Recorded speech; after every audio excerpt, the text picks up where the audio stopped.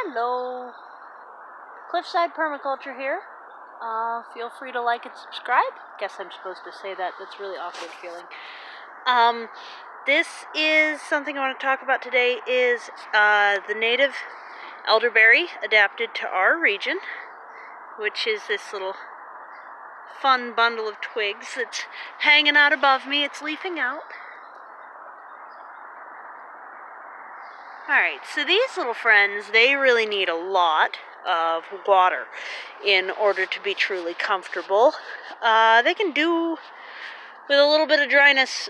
These are the very first plants that I installed in this yard when it was all just lawn, and well before I understood what I was dealing with as far as water distribution out here, and so they survived it. I had to come out with buckets a lot and just drown them, but we got through it. And so, if you can think of a better varietal name than Catanning Beast and Catanning Wimp, Catanning Wimp is right there. Let me ignore this. This is the product of using recycled pots. Catanning Wimp is this one sad little stick, which has survived, barely. And they do have, each stick seems to have a life cycle on it that lasts a determined amount of time. I'm not sure what that determined amount of time exactly is, but they do eventually become brittle and just snap. And nothing on this entire branch is alive, but that doesn't mean that the bit at the bottom is dead. These top out at about 8 feet. They do not get more than that, and that is the true wild type native elderberry. And I do have two varieties here. A friend of mine had some farmland their parents were moving up onto, and we went into the floodplain by the creek, and we dug up one of these, and we accidentally also got this. This variety's been really angry at me since the start, but I'm sure if it was wetter, it would be happier. And so, as you can see, I'm working on, last year in June, I put this trench in here, so the water comes rushing down here, and then it goes underneath this rock, because I have a bunch of little stones underneath there that prop it up.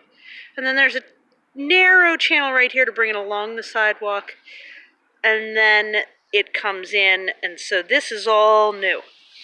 And here's what we're doing today. Discovering roots. Woohoo! Right? So hopefully the broken off bits of this will live and sprout, and then I can identify them, and it'll all go really well. But as it is, just 90% sure these are all Catanning Wuss variety. Honestly, if you have a better name for that, please comment it below. I need help. But that is actually what I'm going to be writing on the tag. So I'm going to cut this here, hope that it sprouts, because again, I can then later chop the root again and pot that up. And I'm going to cut these so that they're pretty well flush with the dirt. There's a couple more here that are likely Catanning roots. Still probably the Wuss variety. And I can also see a bitter root down there that's probably Beast variety, but it is not sticking out enough. I did get one that was sticking out and actually started growing closer down to the plant, and it's been potted up. It needs some time to settle in, though. So here's the thing. If you don't know which way is towards the plant, then you have to lay it flat in the pot. And if you do know which way is towards the plant, then you always want to put the part that's towards the plant up, because otherwise they get confused and just die, which is not the goal with root cuttings, in case you weren't sure.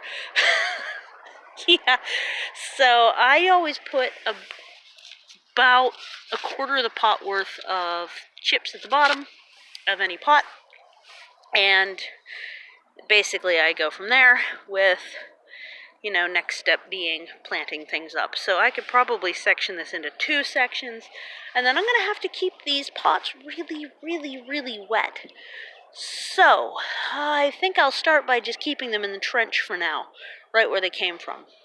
Just set them down in. But that's not going to be as much water retention, so maybe instead I'll take some of these and put those down in. 'Cause, yeah, I've got a lot of space, and some of them are more established than others. And this, like, sunken into the ground, those ones get a lot of water, which is good. Because basically what the nursery is specializing in, you know, because we have to, because I have to, I am a single person, is floodplain natives and edibles. Because, yeah, even though I'm way up here, 220 feet up from that, well, probably 260, because it's another further drop from the river up to here. Even though that, the runoff from the rest of this hill, oh, this is the first flat spot, so it fills up pretty quick. It's pretty saturated in clay-based soil. So I'm gonna pot me up some Catanning wuss. Catanning wimp. I already have a couple of potted Catanning beast. Catanning beast has 2 different sprouts coming up, which is pretty cool. 3? No, that's one of the ash trees that I'm coppicing. I don't know. Yes, 3. Here's the 3rd one. Right here. Unless, oh, see, that one's actually already died back. There's the 3rd one over there, on the other side of the fence. I forgot about that. So, 1, 2, 3 of Catanning beast, and just 1 barely happy twig of Catanning wuss. But maybe I can change that. Maybe Catanning wuss will do much better now.